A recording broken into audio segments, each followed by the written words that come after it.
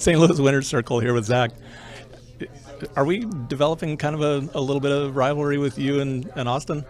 I don't think so. I mean, I'm here to do my best every weekend, and I can't really worry about anyone else, so I don't really think there's any rivalry. I mean, obviously with the team he's on, they're not a huge fan of me or whatever, but I don't really care. I'm just here to do my own thing and be the best I can be each weekend. Talk about tonight. Man, the track looked like there were options that could really separate the guys, and if you're nailing stuff, you could make up some time.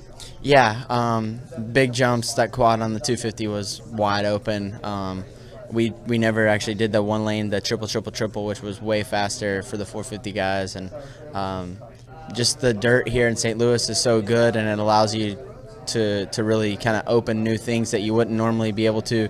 We would do them at the practice track when things are perfect, but when things get rutted and bumpy, it's a little bit different. But the traction here is so good that it kind of reopens all that stuff up for you. So it's a racer's track, I feel like.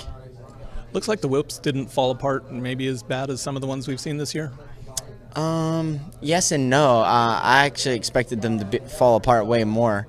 But at the same time, I was able to jump in the main and felt really good doing that. So they broke down in one space, but I saw, at the end of the 450 main elo, I was still skimming. So I guess it was kind of either or.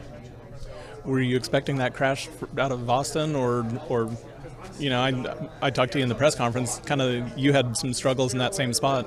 Yeah, it was a sketchy little section. I mean, it was a strange setup into a weird dragon, and I was just trying to kind of settle in there in second and go the distance and see what happened. And I was prepared to make a move if I needed to or whatever, but I was just trying to kind of settle into the race. And then obviously he made a mistake, and I was able to manage from the front then, which was pretty nice. I was stuck on the other side of the over-under and couldn't see what happened. Was it close for gathering you into any of that or not? No, not really. I could kind of see it all happening and get stopped quick enough, so it wasn't too close. Saw you with Dave's radio after the race. What are you passing along to the team and Jason? And you should ask that, because I was actually telling them be careful on that dragon as they were fixing it. I was like, they're fixing it, but still, the last one got like really dipped out, and in practice you could kind of skim off of it, but with the dirt that was missing, it was pretty hairy. Like it kind of give you an endo every time. So I was just telling the boys, like, hey, on the sight lap, check it out. We try to share as much as we can. Our team, I feel like, is one of the best teams in the pits, as far as camaraderie and fun and being there for each other and whatnot. So yeah, that's just that's how we roll. Way to go, team player. Thank you.